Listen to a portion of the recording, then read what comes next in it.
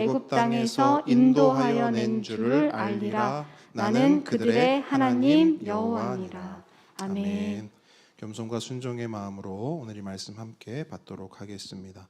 오늘은 제사장 위임식에 이어 제사장의 사명을 함께 살펴보도록 하겠습니다. 지난번 말씀드렸듯이 위임이란 어떤 일을 다른 누군가에게 맡기는 것입니다. 그렇기 때문에 위임을 받은 자는 그 위임 받은 일을 잘 감당해야 합니다. 더욱이 위임식이라고 하는 공식적인 행사를 통해 그 일을 위임받고 그 일을 하겠다고 공식 석상에서 서약하고 그것을 맹세했다면 그것은 더 이상 선택의 영역이 아닙니다.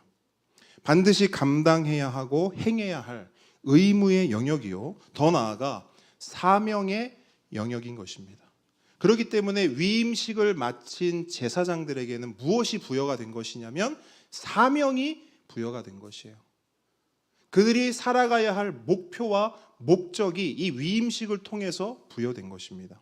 오늘 이 시간 위임식을 마친 그 제사장들의 사명을 함께 묵상합니다. 묵상하실 때 그 사명을 나의 것으로 받아 감당하는 우리 모두가 되길 주님의 이름으로 축복합니다.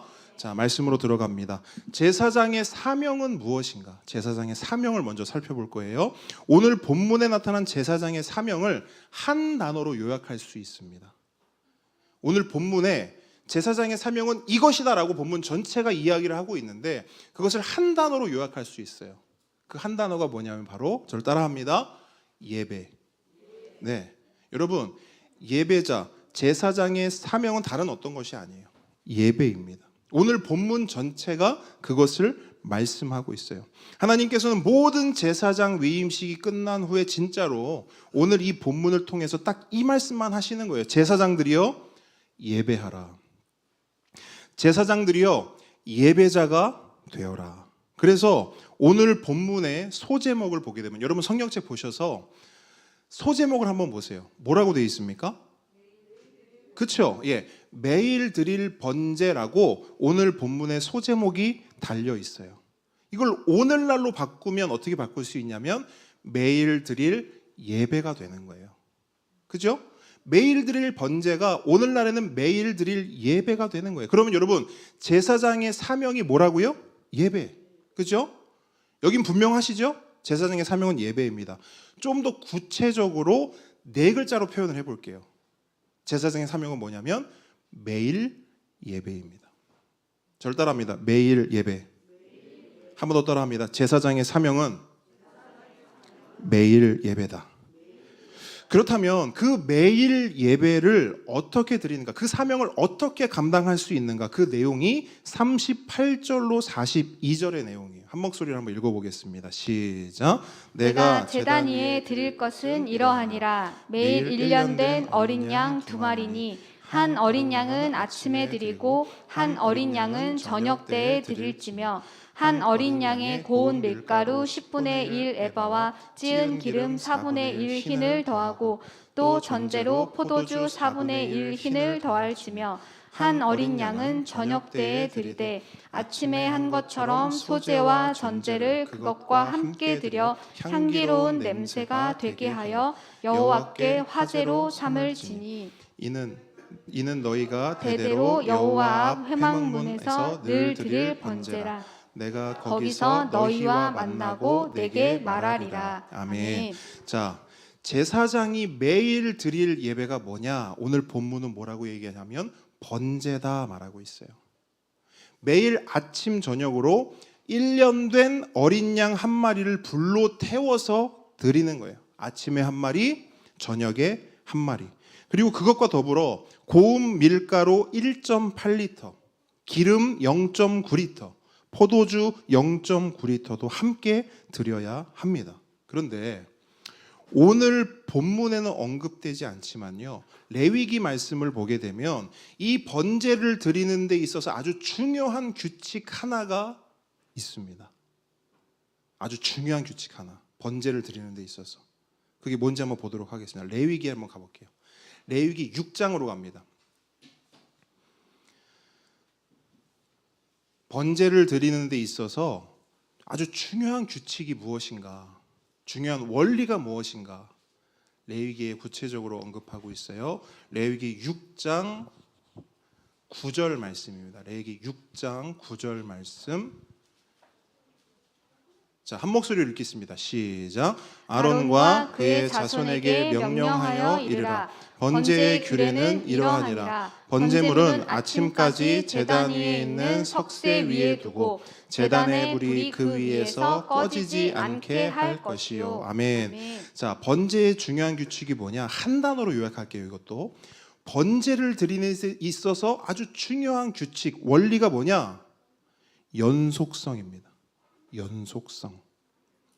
번제를 드릴 때 제단의 불이 꺼지면 돼요, 안 돼요? 안 돼요. 계속해서 타오르게 해야 합니다. 그래서 그 제단에 올려진 번제물의 연기와 냄새가 끊이지 않고 계속해서 하늘로 올려져야 돼요. 다른 말로 번제물의 향기로운 냄새가 하나님의 코에 계속해서 흠향되어야 하는 것입니다. 바로 이 연속성, 바로 이 연속성이 번제의 가장 중요한 규칙이고 원리입니다. 그렇기 때문에 매일 아침 저녁으로 번제를 드리라는 하나님의 말씀은 너희들 아침에도 예배드리고 저녁에도 예배드려라 라고 하는 단회적 개념이 아니에요. 아침 예배드리고 저녁 예배드려라, 아침 몇 시부터 몇 시까지 예배드리고 저녁 몇 시부터 몇 시까지 예배드리라, 이런 단회적 개념의 하나님 말씀이 아니에요. 아침부터 저녁까지, 그리고 저녁부터 아침까지 어떻게? 계속해서 연속적으로 예배를 드려라. 이게 하나님 말씀의 정확한 의도인 겁니다. 그래서 여러분 레위기 말씀 다시 보세요. 번제물은 아침까지 제단 위에 있는 석쇠 위에 두고 제단의 불이 그 위에서 꺼지지 않게 할 것이요. 이렇게 말씀하고 있어요. 이 말씀의 의미가 그건 거예요. 여러분, 제단 위에 제물을 올렸어요. 그럼 태우고 치워버리면 되잖아요. 그렇게 예배 마치면 되잖아요. 그게 아니라는 거예요. 저녁에 번제물을 올려두잖아요. 그럼 그 번제물이 언제까지 그 위에 있어야 된다고요? 아침까지. 아침 제물이 올려지는 그 순간까지 그 제물이 거기 있어야 된다는 거예요. 그리고 그 밑에서는 불이 계속해서 타야 한다는 거예요. 뭘 말합니까? 예배는 멈추면 안 된다는 거예요. 매일 예배가 드려져야 한다는 것입니다. 그렇게 예배가 멈추지 않고 그 연속성을 유지할 수 있도록 제단 위에 불을 꺼뜨리지 말고 제단 위에 제물이 비도록 하지 말고 그렇게 하나님께 매일 예배로 나아가라는 것입니다. 이것이 하나님께서 명령하신 번제이고 매일 예배의 원리이며 매일 예배를 드려야 하는 제사장의 사명인 거예요. 여러분, 제사장이 불 꺼뜨리면 돼요, 안 돼요? 안 돼요. 제물 비게 하면 돼요, 안 돼요? 안 돼요. 그거는 제사장의 사명을 지키지 못하는 거예요. 위임받은 사명이잖아요. 아, 오늘은 내가 기분이 좀 별로야. 오늘은 불을 꺼뜨리겠어. 돼요, 안 돼요? 오늘은 내가 좀 바빠. 오늘은 내가 좀 일이 있어. 오늘은 하나님, 제가 제물을 이따가 조금 한 텀 뒤에 올릴게요. 돼요, 안 돼요? 안 되는 거예요. 그건 사명이 아니죠. 아까 말씀드렸잖아요. 사명은 선택이 아니라고요. 사명은 선택이 아니에요. 내가 선택하는 게 아니에요. 예배를. 저를 따라해 주십시오. 24365. 여러분, 이게 뭘까요? 어떤 숫자일까요? 네? 뭐가 이렇게 뭔가 계속 뒤에서 이러다가 사다 24시간 하다 이렇게 나왔어요. 24시간 365일. 여러분, 이 24365는 제가 이름을 붙였어요. 이게 무슨 숫자냐? 제사장의 숫자예요. 예? 이 숫자는 24365는 제사장의 숫자예요. 24시간 365일 하나님께 예배하라. 하나님께서 제사장에게 위임하신 예배자의 숫자입니다. 그렇다면 여러분, 이 숫자는 누구의 숫자이기도 한 거예요? 그래요. 나의 숫자이기도, 우리의 숫자이기도 한 겁니다. 아, 그래. 이 2435를 하나님이 저 구약의 제사장들에게 주셨지. 아니요. 그 제사장들에게만 주신 게 아니고 오늘날 왕 같은 제사장으로 살아야 할 우리에게도 하나님은 24365 숫자를 주셨어요. 아멘? 그러므로 우리의 사명은 구약의 제사장들과 마찬가지로 매일 예배입니다. 그게 우리의 사명이에요. 하나님께서 우리에게 주신 사명.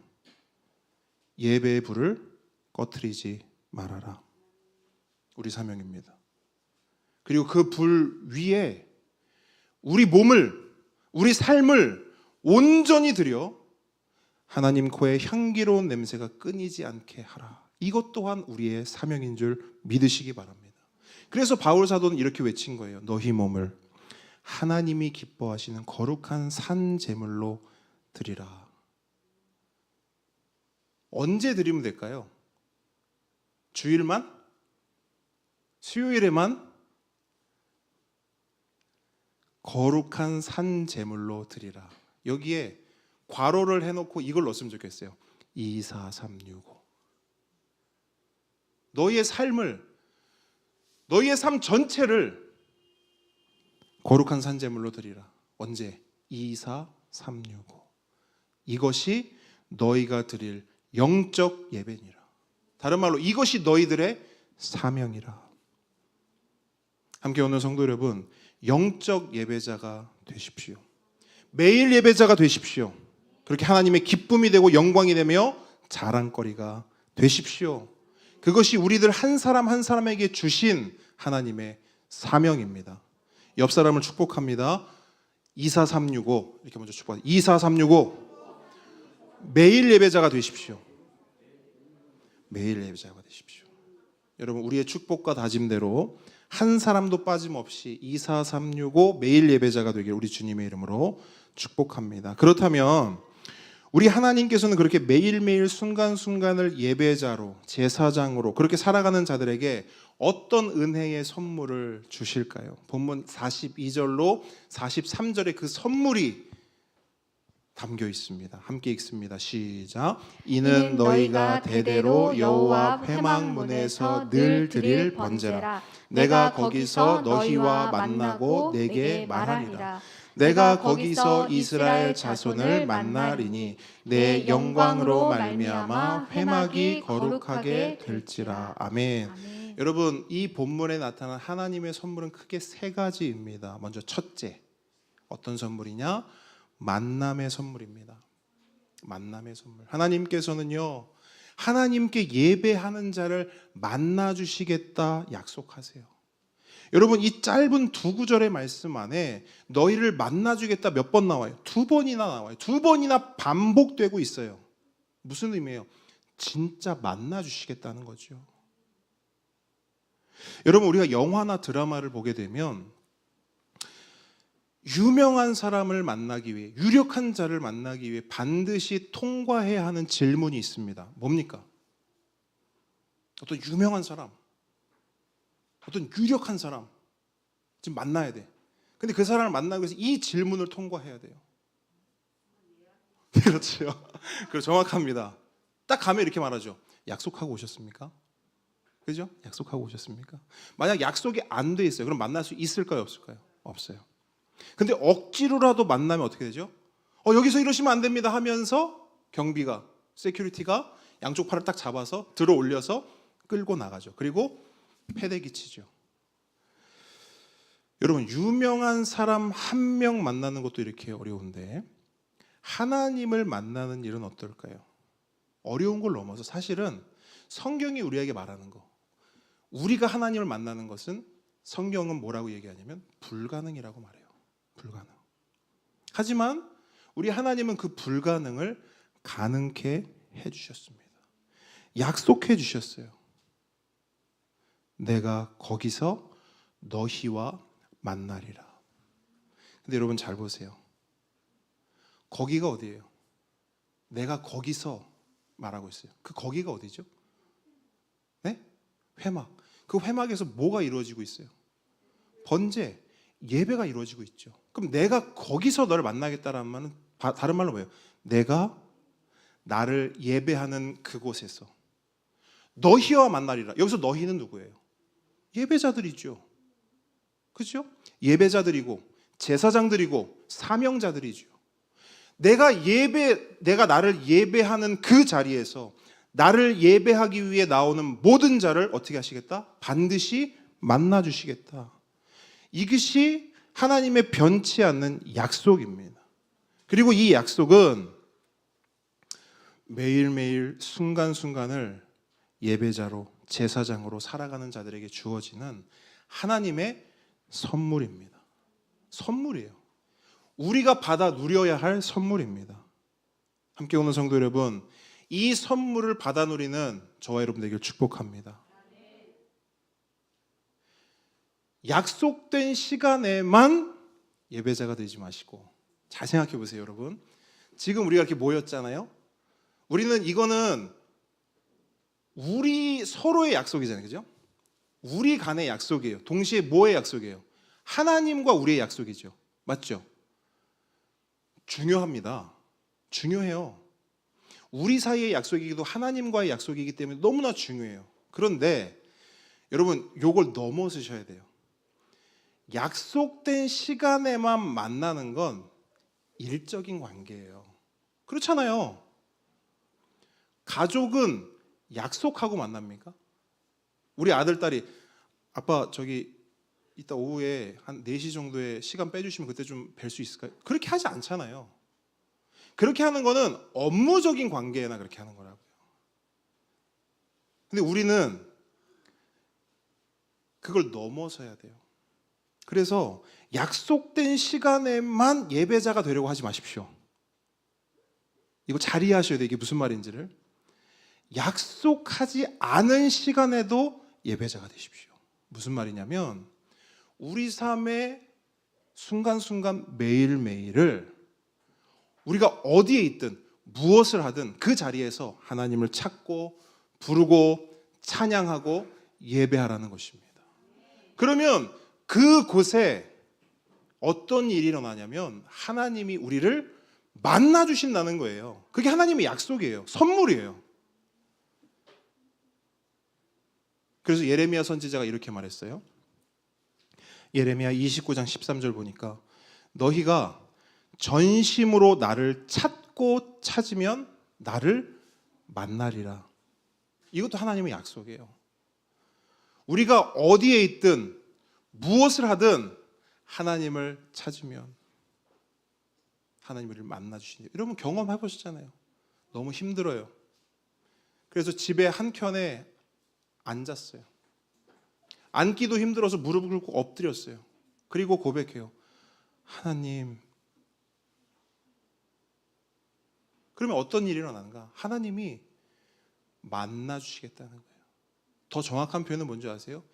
이미 그곳에 와 계세요. 우리가 거기 엎드리기 전부터 하나님은 이미 그곳에 와 계신다니까요. 그리고 거기서 우리는 하나님을 만나는 것입니다. 그렇게 하나님의 선물을 받아 누리는 모든 함께 걷는 성도 되시길 주님의 이름으로 축복합니다. 아멘. 자, 두 번째 선물을 살펴볼게요. 첫 번째는 만남이고 두 번째 선물은 뭐냐? 바로 말씀입니다. 말씀. 하나님 말씀하셨어요. 내가 거기서 너희와 만나고 내게 뭐 하리라? 말하리라. 여러분, 하나님께서는 하나님을 예배하는 자를 만나 주실 뿐 아니라 말씀도 주시겠다 약속하세요. 아까도 말씀드렸듯이 유명한 사람 만나는 것 어렵습니다. 그런데 여러분, 그거보다 더 어려운 게 뭔지 아세요? 그 사람과 대화하는 거예요. 그 사람에게 뭔가를 묻고 그 사람에게 답을 구하는 거예요. 여러분, 현존하는 세계 제일의 투자가가 있습니다. 바로 잘 아시는 워런 버핏이에요. 이 사람과 점심 한 끼를 먹으려면, 이 사람에게 조언을 듣고 이 사람의 말 한마디를 들으려면 돈이 필요한데요. 얼마가 필요할까요? 2018년도에 경매가 나왔어요. 워런 버핏과의 점심 식사권 한 장, 경매로 나왔습니다. 엄청난 사람들이 그 경매에 참여했어요. 얼마에 낙찰됐는지 아십니까? 35장에 낙찰됐어요. 35장. 아, 350만 원. 꽤 비싼데? 아니요. 3,500이요? 진짜 그게 말이 돼요? 점심 한 끼인데요? 아니요. 1억짜리 35장. 35억에 낙찰됐습니다. 정확히는 35억 5천만 원에 낙찰됐어요. 점심 한 끼. 그 사람에게 질문하고 답 듣고.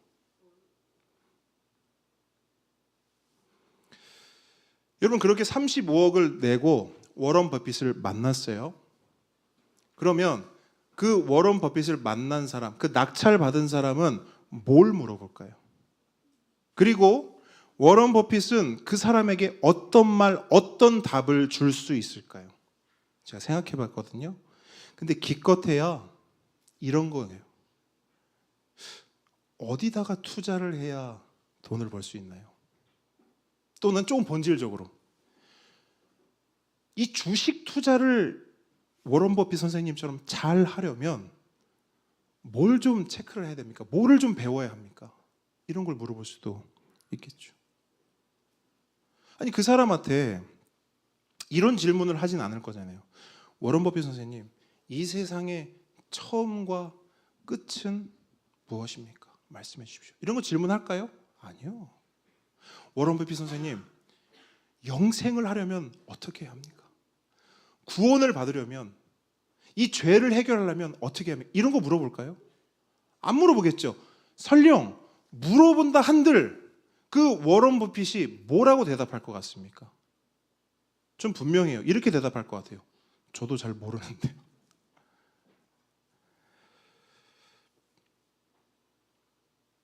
여러분, 우리가 진짜 꼭 들어야 할 말은 워런 버핏의 말이 아닙니다.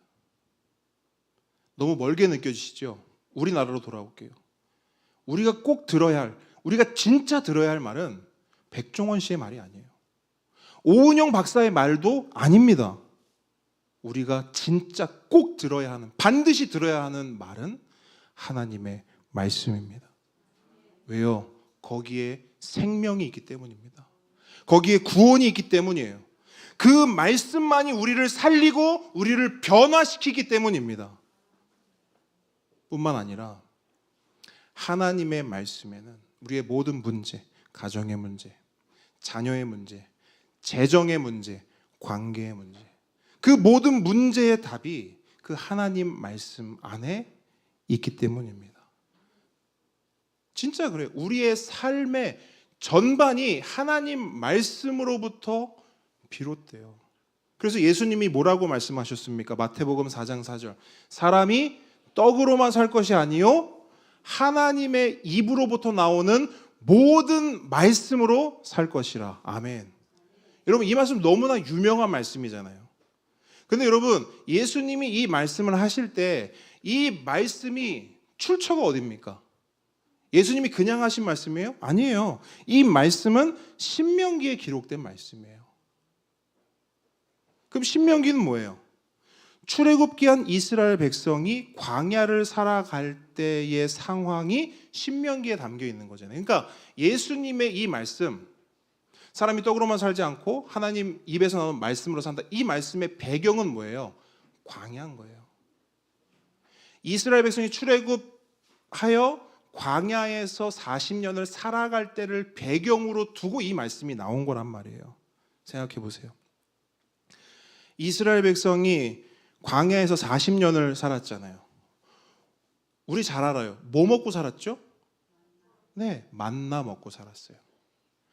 하나님이 주신 만나, 하나님이 주신 떡을 먹고 살았다고요. 40년을 광야에서. 제가 이번 설교를 준비하면서 저도 처음 해본 질문이고 저도 처음 묵상해 본 거거든요. 여러분도 한번 생각해 보세요. 하나님이 만나 주셨어요. 그죠? 하나님이 떡을 주셨단 말이에요.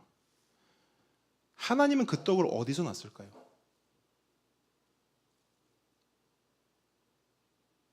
자유롭게 말씀해 보십시오. 정답은 없어요.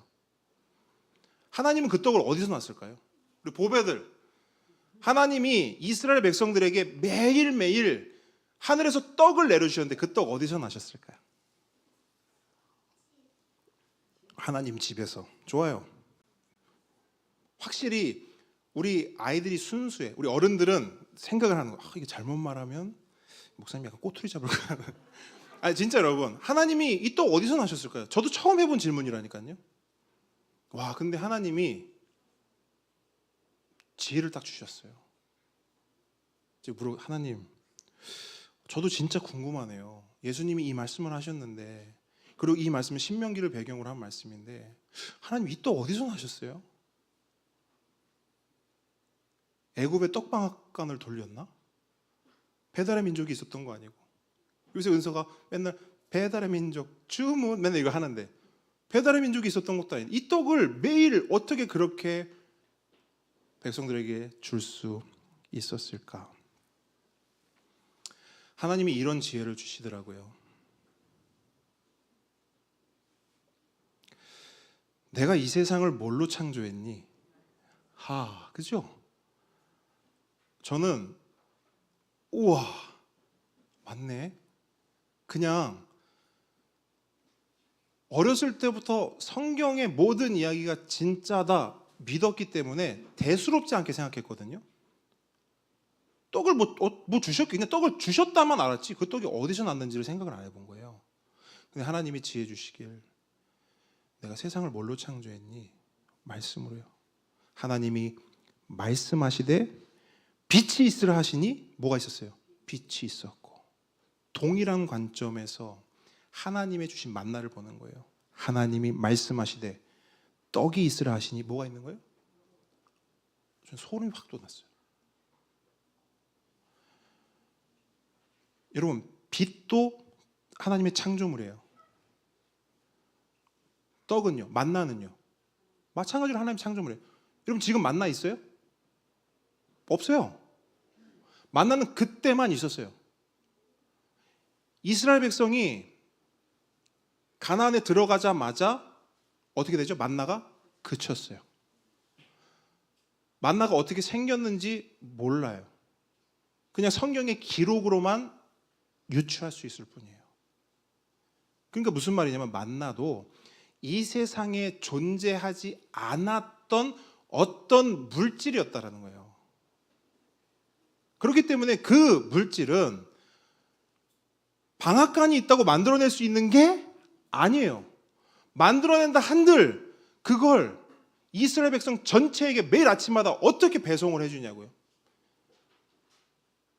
하나님만 할 수 있는 거예요. 만나가 있으라 하심에 어떻게 됐다고? 만나가 있었던 거예요. 그 신명기를 보면요, 신명기를 보면 그 만나 사건을 이렇게 정의하고 있어요. 이렇게 설명하고 있어요. 잘 들어보세요. 만나를 너희에게 먹이신 것은, 만나를 너희에게 주신 이유는 사람이 떡으로만 사는 것이 아니요 여호와의 입에서 나오는 모든 말씀으로 사는 줄을 네가 알게 하려 하심이라. 이게 신명기의 증언이에요. 너희한테 왜 만나를 줬냐? 니네 먹고 살라고? 물론 먹고 살아야 되니까 좋겠죠. 근데 그거보다 훨씬 본질적인 게 있는 거예요. 야, 니네 뭐 먹고 사는 줄 알아? 너네 입으로 들어가는 떡만 보이니까 너 떡 먹고 사는 줄 알지? 밥 먹고 사는 줄, 돈 때문에 사는 줄 알지? 아니야. 그 떡이 어디서 왔는데? 내가 창조했어. 너를 위해.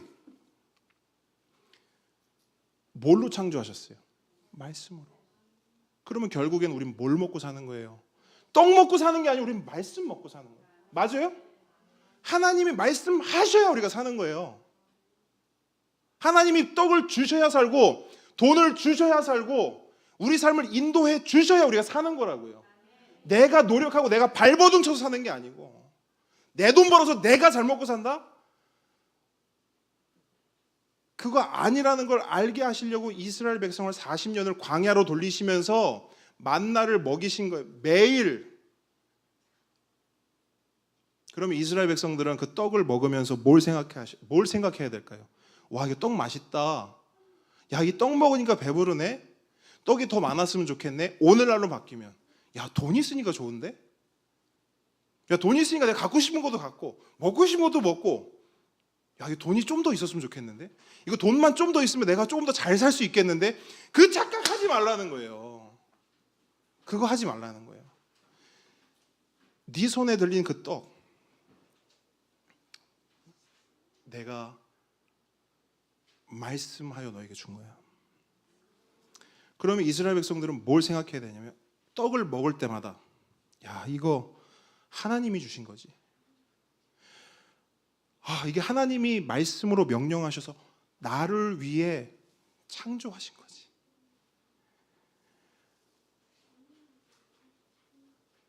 이 떡 없으면 나는 죽지.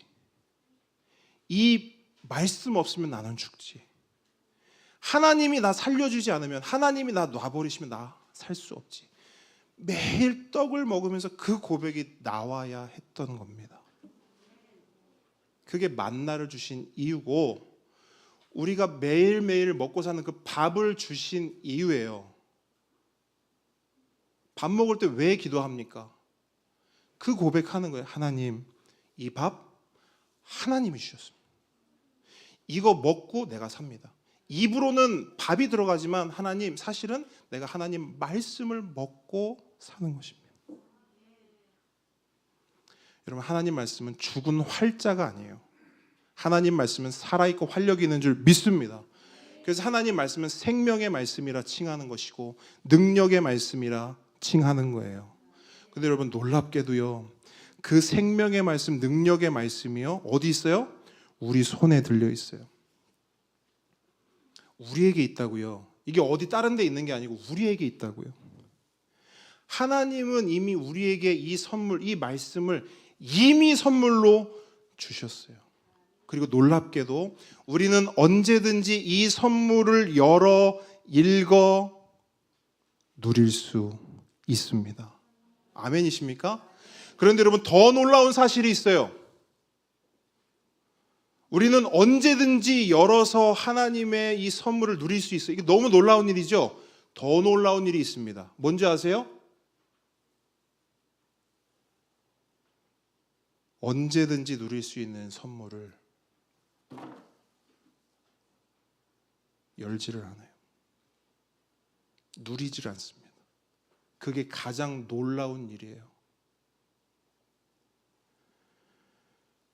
여러분, 제가 늘 말씀드리지만 신앙은 누리는 것입니다. 그러니까 누가 신앙생활을 잘하는 사람이냐? 하나님이 주신 선물, 하나님이 주신 은혜를 누리는 사람. 말씀을 누리고 예배를 누리고 하나님께서 인도하신, 허락하신 이 공동체를 누리고 이 공동체는 섬김과 봉사를 누리는 것. 이게 신앙생활 잘하는 거예요. 여러분, 생각해 보세요. 받기만 하고 누리지를 못해요. 그거만큼 억울한 게 어디 있습니까? 이미 받았는데 쓸 줄을 모르고 이미 받았는데 누릴 줄을 몰라요. 그것처럼 억울한 게 어디 있어요? 간절히 바라기는 하나님의 선물을 누리시기를 바랍니다. 여러분, 우리 함께 오는 교회 이 공동체를 누리시기 바랍니다. 섬김과 봉사를 누리시고 예배를 누리시고 무엇보다 하나님의 말씀을 누리십시오. 그게 신앙생활 잘하는 거예요. 마지막으로 세 번째입니다. 만남 이야기했어요. 말씀 이야기했어요. 그럼 마지막 하나님께서 우리에게 주신 선물은 뭐냐? 오늘 본문에 보니까 거룩을 선물로 주시겠다 말씀하세요. 거룩. 본문 43절, 44절 한번 같이 다시 한번 읽겠습니다. 시작.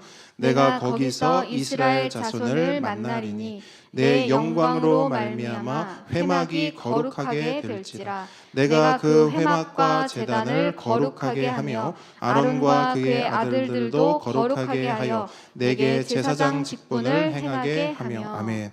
여러분, 우리가 지지난주 살펴본 제사장 위임식을 잠시 떠올려 보세요. 그때 숫자 하나를 제가 말씀드렸어요. 제사장 위임식은 숫자 이것만 기억하면 쫙 꿰진다. 그렇죠? 기억하죠. 좋습니다. 제물 몇 개? 3개. 준비 몇 가지? 3가지. 제사 몇 번? 3번. 기억나시죠? 333. 이것이 위임식의 큰 줄기인데요. 이 줄기를 타고 마지막 클라이막스까지 딱 정점에 올라가면 딱 한 단어가 남아요. 그 단어가 뭐냐면 거룩입니다.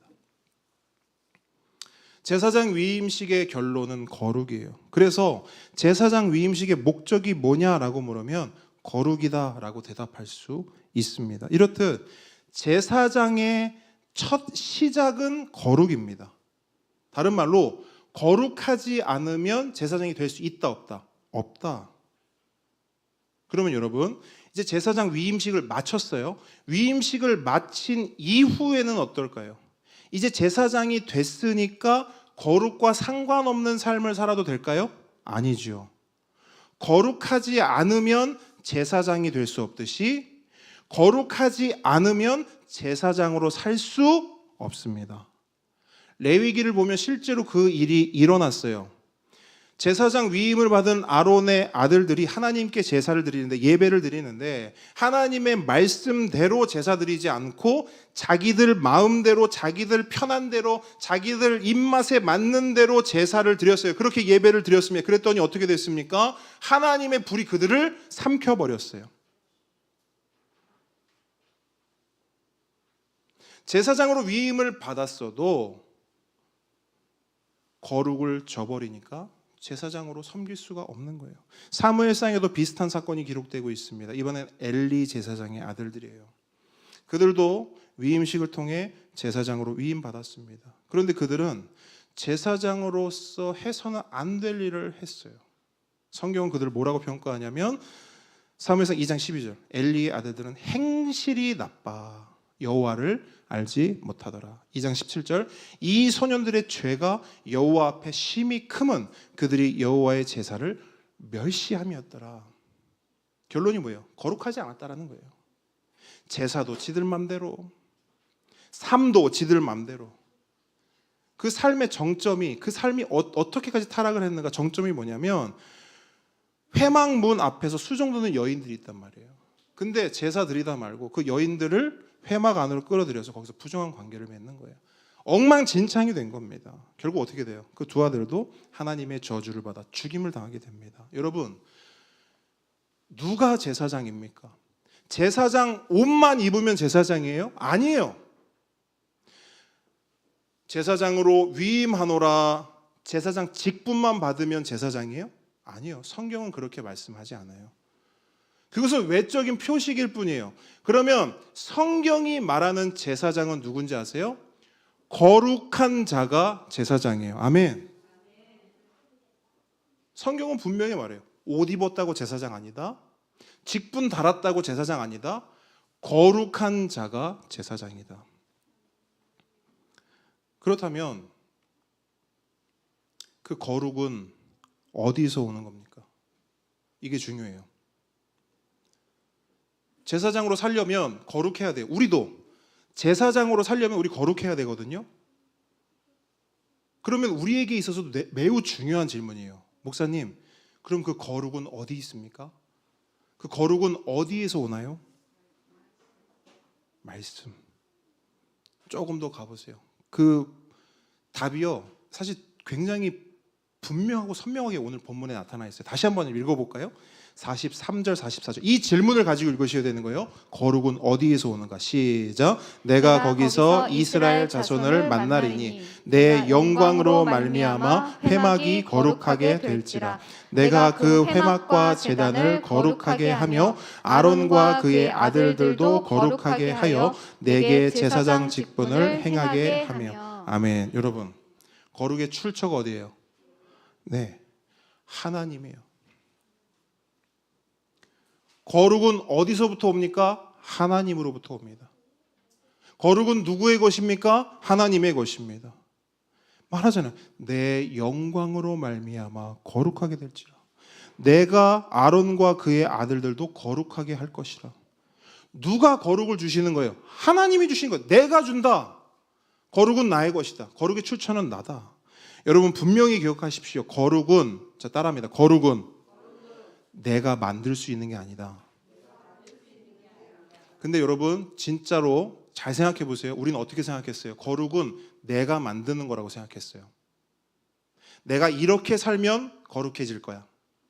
내가 저렇게 살면 거룩한 삶이 될 거야. 생각했습니까? 안 했습니까? 우린 그렇게 생각하면서 살아요. 내가 거룩을 만들어낼 수 있다고 생각해요. 다른 말로 내가 노력하면 나는 거룩해질 수 있어. 내가 발버둥 치면 나 하나님의 마음에 합하게 난 그렇게 거룩한 사람이 될 수 있어 라고 우리는 착각해요. 하지만 성경은 분명히 말해요. 거룩은 그렇게 만들어지는 게 아니에요. 거룩한 사람은 그렇게 되는 게 아니에요. 거룩은 하나님이 주시는 것이고 우리가 거룩해지는 것은 하나님의 손에 달렸어요. 그래서 거룩은 일방적으로 하나님께서 주시는 겁니다. 선물이에요. 은혜입니다. 그렇기 때문에 여러분 다시 질문할게요. 그럼 목사님 어떻게 하면 거룩을 얻을 수 있나요? 어떻게 하면 거룩해질 수 있나요? 그럼 여러분 방법은 딱 하나밖에 없어요. 뭘까요? 거룩은 하나님께 있어요? 하나님만 줄 수 있어요? 하나님만 우리를 거룩하게 할 수 있어요? 그럼 우리는 어떻게 해야 되냐면 딱 하나, 하나님께 나아가는 거예요. 여러분 하나님 안에 거해야 우리가 거룩한 거예요. 하나님 밖에서는 아무리 발버둥 치고 몸을 씻고 별 난리를 쳐도 우린 거룩해질 수 없어요. 그런데 우리가 하나님 안에 거하기만 하면 우린 거룩해요. 그게 하나님께서 만들어 놓으신 거룩의 원리입니다. 나에게 나오라 거룩해질 것이다. 내 영광으로 말미암아 너를 거룩해 하리라. 내 임재로 나아오라 너를 거룩해 하리라. 그래서 여러분 예배는 거룩과 밀접한 관계를 가지고 있어요. 분명히 말씀드렸잖아요. 예배자에게 주신 선물이라고 말씀드렸잖아요. 그죠? 예배자에게 하나님께서 주시는 선물이 만남이고 말씀이고 거룩이라고 했어요. 그러니까 무슨 말이냐면 결국 우리는 예배해야 하는 사람들인 거예요. 우리는 예배해야 하나님을 만날 수 있고 하나님의 말씀을 받을 수 있고 하나님 안에서 거룩해질 수 있는 거예요. 그래서 하나님은 그 사명을 제사장에게 준 거예요. 너네 평생 이 일 하면서 살아. 이 일을 던져주신 게 아니고 선물 한 뭉탱이를 제사장들에게 던져주신 거예요. 너희들 24시간 360일 날 예배하라. 그럼 내가 너를 만나고 말씀도 주고 너를 거룩하게 할 것이다. 근데 여러분 예수님은 이 하나님의 이 원리를요 기가 막히게 아주 단순하면서 선명하게 비유를 탁 들어주시는 거예요. 그게 뭔지 아세요? 나는 포도나무요 너희는 가지라. 뭐 하라는 거예요? 붙어 있으라는 거예요. 붙어 있으면 뭐 하게요? 붙어 있으면 거룩한 거예요. 거룩은 내가 거룩하게 다름질한다고 거룩이 되는 게 아니라 그냥 예수님께 어떻게든 붙어 있으면 그게 거룩이에요. 지난번에 제가 설명드리지 않았습니까? 거룩은 기준은 하나님께 있어요. 우리가 아무리 깨끗해, 되게 깨끗하고 되게 거룩한데 한들 하나님이 받지 않으시면 이거 거룩이 아니에요. 아니에요. 근데 우리 눈에는 와 이거 진짜 더러운데? 이거 진짜 더러운데 이거? 근데 하나님이 이걸 받으셔. 그럼 이건 뭐예요? 거룩이에요. 예수님의 말씀은 너무나 선명하고 분명해요. 너희들이 할 것은 너희들 스스로 거룩해지는 게 그거는 종교 행위고요. 종교는 그렇게 해요. 내 몸을 깨끗이 씻고 나를 채찍질하고 막 굶고 산속에 들어가서 고행을 하고 그러면 뭐가 된다는 거예요? 내가 거룩해진다는 거예요. 거룩을 넘어서 내가 신이 된다는 거예요. 그게 종교예요.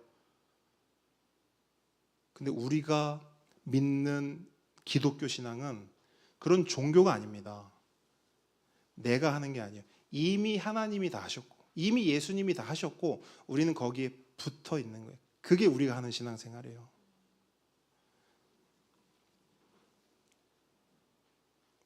거룩한 삶을 살기 원하신다면 방법은 딱 하나입니다. 이것만 기억하세요. 하나님께 나아가십시오. 하나님께 붙어 있으십시오. 하나님을 예배하십시오. 그거예요. 그리고 오늘 본문 마지막 쪽에 보니까 하나님은 이렇게 말씀하시거든요. 저는 이렇게 이 본문이 이렇게 해석이 되더라고요. 얘들아, 내가 그거 하려고 너네들 구원한 거야. 무슨 말이냐면 내가 너네들 만나고 너희에게 말씀 주고 너희를 거룩하게 하려고 내가 너네 출애굽시켰다. 우리 표현으로 내가 너네들 만나서 너희들에게 내 말씀 주고 너희들 거룩한 사람 만들려고 내가 너희들 구원한 거야. 예수 그리스도 이 땅에 보내서 그 믿음을 주어서 너희들 구원한 거야. 실제로 그렇게 말씀하고 계세요. 여러분 본문 45절 46절 제가 말씀드린 그 뉘앙스를 가지고 한번 본문 읽어볼게요. 시작. 내가 이스라엘 자손 중에 거하여 그들의 하나님이 되리니 그들은 내가 그들의 하나님 여호와로서 그들 중에 거하려고 그들을 애굽 땅에서 인도하여 낸 줄을 알리라. 나는 그들의 하나님 여호와니라. 아멘. 맞아요, 아니에요? 정확하게 하나님이 말씀하고 있어요. 야, 내가 그거 하려고 너네들 출애굽시킨 거야. 나 그거 하려고 너네들 구원한 거야. 말씀을 정리합니다. 여러분, 하나님 약속하셨어요. 내가 거기서 너희를 만나리라. 아멘. 내가 거기서 너희와 말하리라. 아멘. 내가 거기서 너희를 거룩하게 하리라. 거기가 어디예요? 예배의 자리예요. 그러면 하나님을 매일 만나고 싶고 하나님의 말씀을 매일 듣고 싶고 하나님 안에서 매일 거룩하고 싶어요. 그러면 우리가 할 수 있는 방법은 딱 하나. 우리가 매일 예배자가 되는 것입니다. 마지막 따라합니다. 24365 매일 예배자가 되겠습니다. 여러분, 우리의 삶이, 우리의 인생이 24시간 360을 하나님께 향기로운 냄새로 올려드리는 그런 예배자의 인생 되기를 우리 주님의 이름으로 축복합니다. 아멘. 함께